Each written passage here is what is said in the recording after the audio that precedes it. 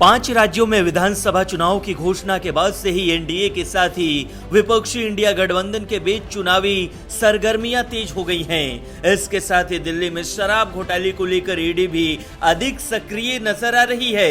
इस मामले में केंद्रीय जांच एजेंसी दिल्ली के सीएम अरविंद केजरीवाल से भी पूछताछ के लिए समन भेज चुकी है।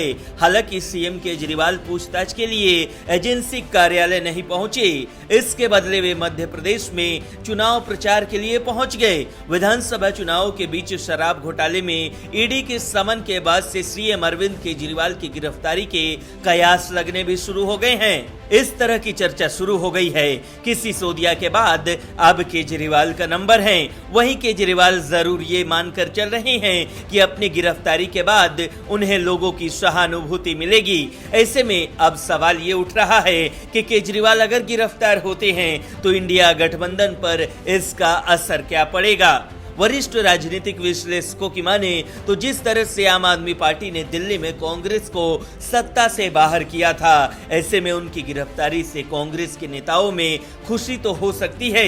साल 2014 में केजरीवाल की गिरफ्तारी से लोकसभा चुनाव में इंडिया गठबंधन पर इसके संभावित असर की बात कही गई है। राजनीतिक जानकारों के मुताबिक केजरीवाल यदि गिरफ्तार होते हैं तो इंडिया गठबंधन इसे राष्ट्रीय स्तर पर ईडी के दुरुपयोग के रूप में भुनाना चाहेगा।